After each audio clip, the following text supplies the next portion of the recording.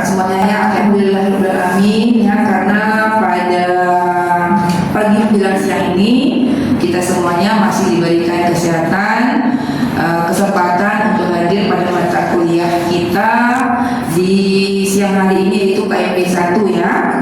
Baik, sebelumnya ini mau absen dulu nih. Oke, semuanya ada berapa kita? 19 orang ya? Iya. Coba entah 1, 2, 3. Oke, ada yang lagi? Ada semua. Oke, baik. Oke. Gimana kabar Anda semuanya? Alhamdulillah. Ya, oke. Udah siap untuk kuliah? Siap. Siap ya. Udah fokus nggak? Fokus. Coba kalau udah fokus ibu tes dulu lah, ya. Oke. Nah, oke. Kalau udah fokus ibu tes dulu nih. Oke. Oke. Ibu minta. Sebentar. Ibu minta daripada 3 huruf. Oke, benar Desra. Oke, mantap kasih aku. Oke, udah fokus? Udah fokus ya. Oke, dan nantinya anak-anak ibu semuanya mampu menjelaskan apa saja prinsip kerja daripada terapi pengganti ginjal ya. Ini yang ibu inginkan dari kalian ya. Kemudian apa nanti yang jadi indikator ibu? Nah, kalian nantinya mampu untuk menjelaskan apa saja prinsip kerja daripada hemodialisis, tahu ya. Kemudian prinsip kerja daripada peritoneal dialisis dan prinsip kerja daripada transplantasi ginjal, ya. Oke. Nah, nanti bahan kajian kita, pokok bahasan kita ini dia, yaitu tentang prinsip kerja HD, hemodialisis, kemudian prinsip kerja peritoneal dialisis dan prinsip kerja daripada transplantasi ginjal, ya. Oke, nah ibu mau tanya nih, terapi pengganti ginjal apa saja yang anak ibu tahu? Anggila. Terapi pengganti ginjal apa saja yang Anggi tahu ya? Oke. Hemodialisis. Oke, bisa belum lagi? Oke, kasih aku untuk Besok ada tambahan? Satu lagi Bu, ada transplantasi ginjal. Oke, kita kasih juga untuk besok. Ini udah bertahu ya, udah bertahu tentang apa kita review dulu sedikit ya sebelum masuk tentang prinsip kerjanya, karena kemarin minggu kemarin udah masuk tentang dialisis ya. Apa itu daripada hemodialisis ataupun HD, atau kalau kita nanti berbicara ke masyarakat umum, cuci darah ya. Kemudian juga namanya ada dialisis peritoneal ataupun peritoneal dialisis, CAPD ya, continuous ambulatory peritoneal dialisis. Kemudian juga yang terakhir ada transplantasi ginjal. Tentang hemodialisis, jadi itu mau review dikit. Apa itu HD hemodialisis? Kan kemarin udah tahu ya.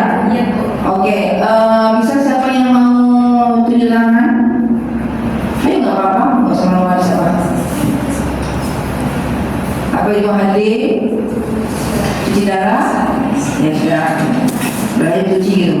Ayo, kan minggu kemarin udah belajar ya. Oke. Ayo apa? Oke, silakan. Hemodialisis adalah hemo yang berarti darah. Oke. Berarti suatu proses pembuangan zat-zat terlarut atau zat-zat yang beracun. Oke, di dalam darah ya. Oke, kita siap terus. Ya. Sekarang yang dialisis peritoneal ataupun CAPD tadi itu peritoneal dialisis. Masih ingat? Ya, apa ini? Jadi apa juga? Apa sama tadi kan dengan hemodialisis? Cuma bedanya apa? Prosesnya di abdomen. Iya, prosesnya di dalam rongga abdomen. Dia yang kalau tadi HD ataupun hemodialisis itu dia ada ginjal buatan, dialiser, ya kan? Ada memberi buatan yang sebagai pengganti ginjal yang akan menyaring darah. Nah ini sekarang penyaringnya adalah rongga abdomen, yaitu dalam mana? Peritoneum. Dia yang menyaring sekarang ini, gitu ya. Oke. Nah sekarang yang terakhir transplantasi ginjal. Apa kira-kira? Transplantasi ginjal sering dengar? Iya, Bu. Apa tuh? Iya, artinya ada donor ya, artinya ada pendonor dan ada yang rumah donor ginjalnya. Oke, baik itu ya. Kita udah mereview tadi. Oke, baik, sekarang siap ya untuk masuk ke dalam materi kita tentang prinsip terapi pengganti ginjal.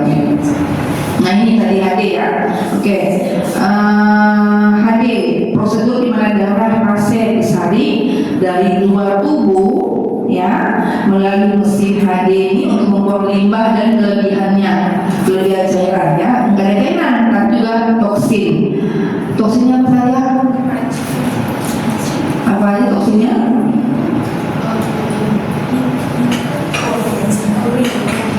Iya betul, bisa ureum, kreatinin, kalium. Kalau ada yang berlebih di dalam tubuh, nah dia akan keluarkan ya. Tapi tidak ada toksin juga cairan ya. Nah, bagaimana prinsip kerjanya? Nah, ini prinsip kerjanya ya. Prinsip kerjanya ini dia. Ada difusi, ada ultrafiltrasi, ada konveksi. Apa itu difusi? Difusi adalah proses perpindahan zat molekul, dalam hal ini ada toksinnya ini yang tadi disebutkan oleh Miska, ureum, kreatinin, kalium yang berlebihan. Nah itu dia berpindahnya itu dari dalam darah, yaitu dalam apa? Dari dalam darahnya itu nanti dia akan berpindah tuh masuk ke dalam mesin HD. Nah itu dia ini apa, dari konsentrasi yang tinggi dalam darah kita kan tinggi tuh si toksin tadi, ureum, kreatinin, kalium itu. Nah dia itu akan berpindah ke yang lebih rendah konsentrasinya. Nih dia di mana adanya di dializer sini. Ya kan? Kenapa? Karena tadi dalam dializer ke sini dia juga ada dialisan nih, post dialisan fluid. Jadi ada cairan dialisan. Kalau kita mungkin kalau ibu menganalogikan di bahasa kita awam, si cairan sabunnya lah, gitu. Dan nanti masuk ini ke dalam dializer, ke dalam ginjal buatan dalamnya. Nah kemudian nanti begitu nanti darah dari darah pasien masuk ke dalam dializer, ini masuk nih di bawah untuk dikembalikan lagi ke dalam tubuh pasien. Nah disinilah nanti si dializer ini nanti disini akan terjadi proses difusi dalam darah tinggi itu, kadang-kadang tadi toksin berpindah dia dari tinggi ke rendah ke dializer sehingga itu akan terbuang keluar dari mesin HD sini. Paham saya di sini? Oke, kita dari paham nggak? Ya, dari apa itu tadi difusi? Coba diulangi lagi, minta diulangi lagi biar paham. Oke, ada yang mau ulangi lagi nggak? Ya, silakan. Apa itu tadi? Proses perpindahan. Oke, itu ya, zat molekulnya, toksin dalam arti toksin dari yang konsentrasinya tinggi ke rendah, dari dalam darah keluar yang menuju ke dializer gitu ya, sehingga keluar itu tadi. Nah, ketika proses perpindahan tersebut terjadi, terbuang ya, nah itu juga akan ikutan air itu tadi namanya konveksi. Air juga ikut mengalir terbuang keluar dari dalam darah keluar sana, keluar pembuangan pada dializer akan menarik keluar naik tadi, namanya konveksi. Itu dia ya. Makanya tadi kan ini ada difusi, ultrafiltrasi dan konveksi. Nah, ultrafiltrasi apa? Ultrafiltrasi di sini adalah ini tadi dia di dalam dializer ini ada tekanannya, jangan ada pressure monitor, dia ada tekanannya di sini yang dibuat tekanannya negatif yang dibuat oleh antara cairan dializernya, kemudian antara pompa yang dihasilkan oleh plat pump, nanti ada pompa darah nih yang menekan darah dari atas untuk diperas ke bawah, kemudian di tengah-tengah nanti di tengah-tengah dializer ini ada cairan dializer. Nah tekanan negatif hasil pemompaan daripada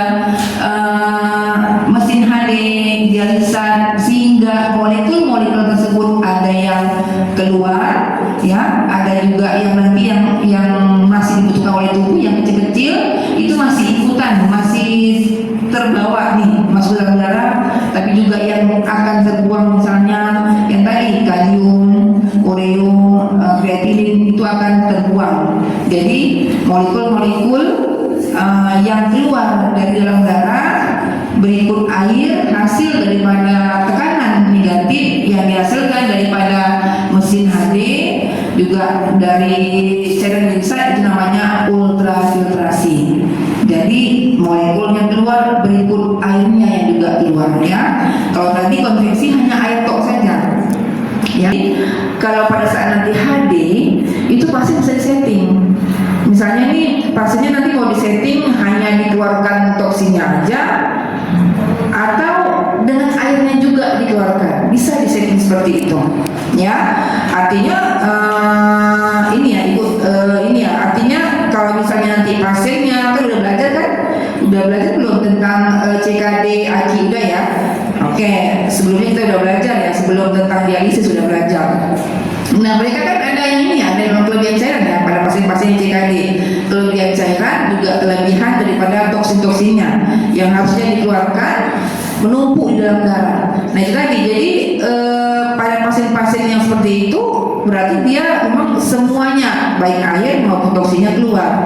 Tapi juga nanti ada beberapa pasien yang dalam kondisi kritis yang hanya dia tidak terjadi kelebihan cairan, penumpukan cairan udem nggak ditemukan, tapi dia hanya tinggi toksinnya aja, ada toksinnya aja yang dikeluarkan aja.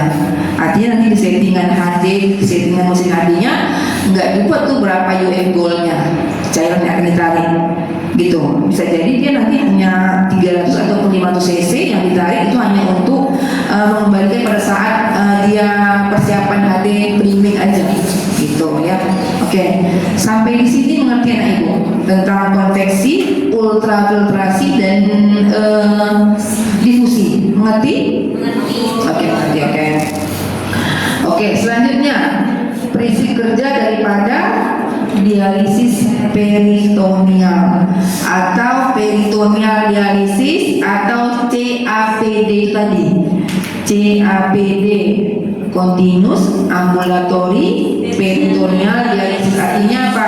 Dia terus meneruskan dilakukan dialisis terus menerus. Bisa jadi satu hari itu yang kita yang tadi HD itu hanya mungkin 1 minggu. Kalau kita di Indonesia normalnya itu hanya 2 kali seminggu, 4-5 jam. Nah kalau yang di luar negeri itu 3 kali 4 jam. Nah 1 minggunya. Nah kalau peritoneal dialisis karena dia continuous gitu ya, berlangsung terus menerus, artinya satu hari pasiennya nanti bisa sampai 4-5 kali, 6 kali, 8 kali, tergantung nanti hasil. Pertama kali nanti cek dulu ya hasil daripada bagaimana peritoneum dia berfungsi untuk dialisis daripada darahnya ya. Oke, ini ya metode penggantian ginjal di mana cairan dialisis dimasukkan. Cairan dialisisnya itu tadi dimasukkan ke dalam rongga peritoneum melalui kateter dan membran peritoneum berfungsi sebagai filternya yang tadi disebutkan ya. Jadi memang peritoneum yang berfungsi, yang memfilter. Kalau tadi pada HD adalah dialyzer, kalau di CAPD adalah peritoneum yang berfungsi ya. Oke, nah jadi kalau di sini sama nih. Kalau di sini juga ada nih prinsip kerjanya juga sama ya. Nih dia ada juga prinsip di sini ada difusi.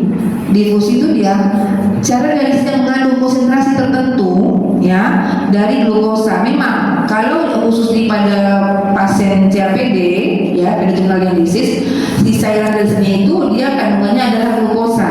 Tapi setiap pasien tidak sama. Nanti akan dites dulu PET-nya dulu, keseimbangan equilibrium daripada peritoneumnya berfungsinya seperti apa.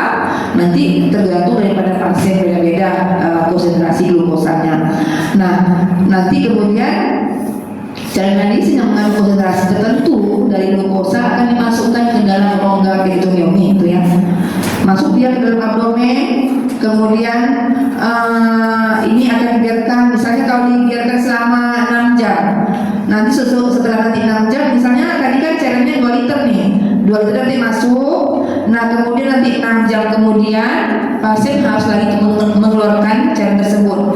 Nanti tidak nanti 2 liter lagi, nanti udah bertambah, harus bertambah, wajib. Kalau nggak bertambah artinya apa? Nyangkut ke dalam, ya nggak? Logikanya seperti itu. Tuh, nanti cairan itu masuk ke dalam. Nah harusnya nanti dia cairan tersebut yang tadinya misalnya 2 liter, nah itu nanti bertambah. Misalnya dalam 6 jam misalnya jadinya 2.500. Kan berarti kan awalnya dia masukkan 2 liter, nanti jam 12 jam 6 pagi tadi dia masukkan 2 liter nih. Oke, dalam keadaan kosong ya persennya. Kemudian nanti jam 12 siang dia harus mengeluarkan lagi si tadi cairan dialisa yang glukosasinya yang dia masukkan ke dalam peritoneum. Nanti dia keluarkan lagi, itu jumlahnya bukan 2 liter lagi, harus wajib bertambah. Kalau tidak bertambah berarti ada masalah di peritoneumnya. Artinya bisa jadi macam ya, mungkin ada perdarahan, ada infeksi, ada bekuan di selangnya itu, di transducer namanya. Ini dia. Ini nanti selang itu tetap aja nanti di bagian abdomen pasien, nggak akan dicabut-cabut, hanya segini. Nih, nah nanti itu harus lancar untuk keluar masuknya. Nah jadi nanti pasien cuma bedanya apa nanti pasien yang CPD berarti apa, dia harus lebih apa, karena dia kan tadi dia kerjakan sendiri ya. CPD dia sendiri kerjain atau perawat? Sendiri ya, oke, kan udah tahu ya, oke, sendiri berarti harus mandiri. Harus apa lagi? Harus telaten bersih ya. Kemudian apalagi harus steril ya, steril cara kerjakannya. Apalagi dia harus disiplin, ya kan? Dia harus mencatat nanti, dia rajin. Tadi pagi saya masukkan 2.000, sekarang berapa lagi jam 12 siang, berapa yang keluar, harus rutin terus dia rajin catat. Karena nanti kalau nanti dia nggak catat, dia cuma lagi mikir aja, ternyata asites pasiennya ujung-ujungnya kan. Nah berarti kan masih ada tuh penumpukan cairan, ya kan, dalam tubuhnya tadi ya. Nah cara kerja kayak mana? Cara kerja sama yang kayak tadi, ada konveksi juga di situ terjadi. Kemudian apa lagi tadi? Nah si ultrafiltrasi yang tidak ada ya pada CAPD, dia konveksi dan difusi ya. Difusi artinya apa? Yang tadi ya, perpindahan si zat-zat molekul toksin tadi itu yang ada di dalam darah, pembuluh-pembuluh darah di sekitar abdomen kita, masuk dia ke dalam rongga peritoneum itu, masuk ke situ karena tertarik oleh cairan glukosa. Nah ketarik nanti akan terbuang. Itu tadi. Sampai di sini paham cara kerjanya, apa bedanya? Kalau tadi yang ada ultrafiltrasi, karena kan dia dihasilkan daripada tekanan negatif yang dihasilkan oleh pompa mesin, ada cairan dialisa di sekitar yang mengitarinya. Nah itu menghasilkan molekul-molekul dan air yang terbuang. Itu bedanya dengan cara kerja si HD dan CAPD ya. Oke. Sampai di CAPD mengerti prinsip kerjanya? Mengerti ya? Oke, selanjutnya transplantasi ginjal. Oke. Kalau transplantasi ginjal, ya sebenarnya sih transplantasi ginjal ini adalah terapi pengganti ginjal ini udah yang paling alternatif terakhir ya, karena memang sulit ya menemukan untuk yang cocok dengan si yang akan menerima. Biasanya sih apa biasanya disarankan adalah apa? Yang sedarah, misalnya mungkin saudara kandung seperti itu ya, pun dia harus melalui proses pengetesan ya, dicek dulu apakah bisa masuk gitu ya. Nah metode penggantian ginjal dengan prosedur bedah di mana ginjal yang sehat dan donor ditransplantasikan ke tubuh pasien yang mengalami gagal ginjal. Gagal ginjal bisa jadi kalau misalnya dua-dua ya, satu bisa kok orang hidup dengan satu ginjal gitu ya. Nah sebenarnya kalau prinsip kerjanya kayak mana?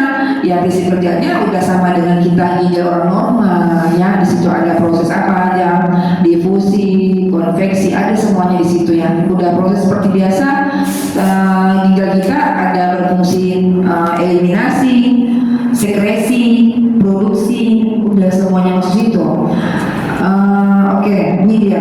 Ginjal donor yang berfungsi akan menggantikan fungsi ginjal yang gagal, ya.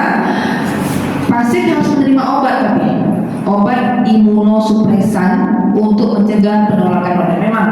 Jadi ini ada plus-minusnya nih. Jadi kalau orang yang udah transplantasi ginjal, dia harus minum obat imunosupresan. Artinya obat ini akan menekan respon imun tubuhnya supaya tidak balik menyerang si ginjal yang baru didonorkan ke dia. Paham? Sehingga nanti tidak terjadi penolakan. Kalau terjadi penolakan apa? Terpaksa nanti pasiennya balik lagi cuci darah atau CAPD gitu. Makanya dia harus minum obatnya rutin, imunosupresan. Kemudian juga pasien-pasien yang transplantasi ginjal, nanti dia harus gaya hidupnya harus sehat, steril, harus menjaga agar tidak terkena serangan penyakit gitu, ya, bersih dari segi makannya, gaya hidup seperti itu. Oke, sampai sini gunanya. Oke, ini ada pertanyaan nggak nih? Tadi kita udah bahas tadi ya. Oke, tentang prinsip terapi pengganti ginjal. Ayo, silakan ada yang bertanya, barangkali yang lama nih. Bisa dari hasil yang tadi review kita yang kemarin, yang kemarin atau yang tadi prinsip terapi pengganti ginjal. Ada pertanyaan?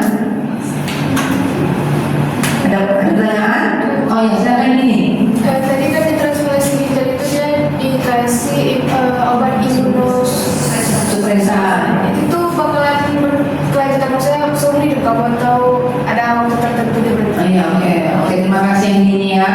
Oke, jadi pertanyaan ini tentang ini obat yang diminum untuk transplantasi ginjal yaitu imunosupresan. Oke, baik. Jadi memang ini diminum oleh pasien adalah seumur hidup, ya.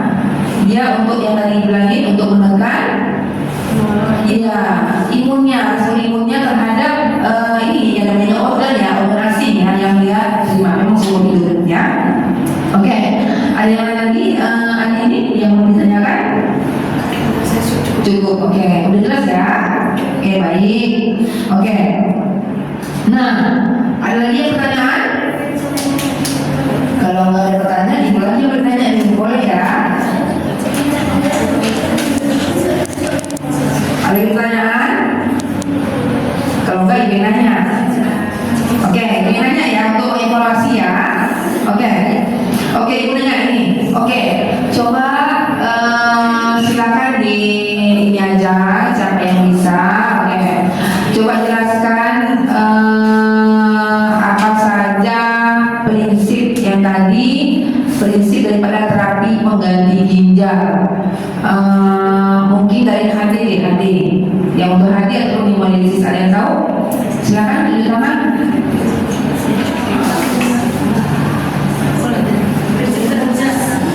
Prinsip kerjanya yang tadi. Oke, silakan. Sebut sekali namanya ya. Aku ingin menjawab mengenai prinsip dari hemodialisis itu. Bagaimana prinsip kerjanya itu adalah ada 3 prinsip. Yang pertama adalah difusi, yang kedua ultrafiltrasi, yang ketiga itu konveksi. Baik. Jadi hemodialisis ini adalah mengganti peran ginjal untuk mengeluarkan zat-zat toksin dari tubuh ke luar gitu. Nah, lalu ada 3 prinsip itu. Yang pertama ultrafiltrasi dulu, di mana ultrafiltrasi ini kita melakukan peminggahan baik itu air dan molekul-molekul toksin dari dalam darah ke luar gitu. Nah, lalu konveksi itu hampir sama juga, namun yang dikeluarkannya itu dari darah itu hanya air. Lalu kalau difusi itu juga perpindahan molekul-molekul toksin dari darah dari konsentrasi tinggi ke konsentrasi rendah, yang dikeluarkannya itu hanya toksin. Oke, kita terus.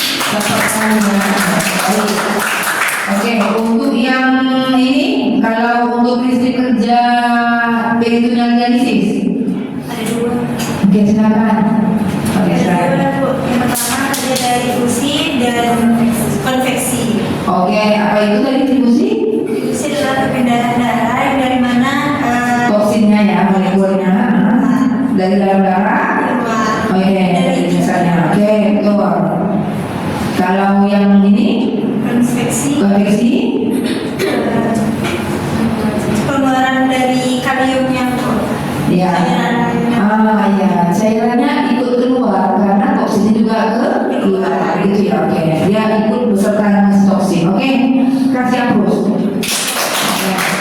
Oke, udah pada paham ya? Oke, oke, udah pada paham. Oke, baik ibu coba ini ya, coba menyimpulkan ya. Ada yang bisa memberikan kesimpulan nggak? Terakhir, ada yang bisa memberikan kesimpulan nggak? Oh, mungkin satu orang boleh memberikan kesimpulan. Oke, apa itu tadi yang tadi? Prinsip kerjanya apa saja? Kalau kalian seperti ini, kalau siapa seperti ini, oke silakan. Andi, barangkali oh ya, silakan. Bu, kesimpulan dari saya itu kalau dari hemodialisis itu adalah cuci darah di mana kita mengeluarkan molekul-molekul toksin yang tidak bagus dalam darah itu melalui arteri dan dimasukkan ke vena. Lalu kalau dialisis peritoneal itu sama juga kayak membuang darah yang kotor keluar, namun caranya itu dimasukkan ke peritoneum dalam daerah peritoneum bagian perut abdomen. Nah, sedangkan transplantasi ginjal itu adalah penggantian ginjal di mana karena ginjal kita sudah mati diganti dengan ginjal yang baru dari pendonor. Oke, cepat sekali. Oke, kasih hapus. Prinsip kerjanya tadi belum ya? Oke, prinsip kerjanya apa ya? Ayo silakan ada yang menambahkan. Yang tadi prinsip kerjanya tadi udah oke, ayo silakan. Boleh. Ada 3 cara kerja. Yang pertama difusi, kedua ultrafiltrasi, Oke. ketiga konveksi. Oke, sip, terima kasih harus juga. Oke, baik. Nah, karena tadi ya sudah disimpulkan, oke, bahwa tadi ada perbedaan ya antara HD, peritoneal dialisis dan transplantasi ginjal. Kalau HD itu prinsip kerjanya ada difusi, ultrafiltrasi dan konveksi. Kalau CAPD yang adalah ultrafiltrasi, dia hanya konveksi dan difusi. Kalau transplantasi ginjal, dan juga donornya jadinya ginjalnya seperti ginjal kita orang sehat, ya kan? Semuanya sistem, semua fungsi ada di situ. Ada berfungsi sebagai eliminasi, ya kan? Ada sekresi. Nah, artinya semua prinsip kerja juga ada di dalam sana, ya. Difusi, konveksi, ultrafiltrasi, gitu ya. Oke. Nah, oke, baik karena sudah pada paham dan kita udah sama-sama menyimpulkan. Baik kita penugasan ya. Oke, untuk penugasannya mohon kalian membagi 3 kelompok karena kan ini udah 30 menit nih. Ya sisa waktu kita ada 20 menit ke depan. Kalian bagi 3 kelompok. Kemudian kelompok 1 membuat apa aja sih kelebihan kekurangan daripada HD. Ya. Kelompok 2 sama apa saja kelebihan kekurangan daripada yang tadi peritoneal nanti pakai ini ya. Nanti kita akan menilai nanti dari segi presentasi kalian, kerjasama kalian dan kualitas daripada isi daripada hasil presentasi kalian.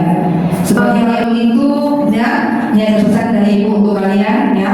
Anda tidak punya alasan ya untuk menganggap enteng kesehatan ginjal ya. Oke, peduli mereka jika Anda semuanya mau peduli dengan kesehatan Anda. Oke, terima kasih. Cukup sekian dari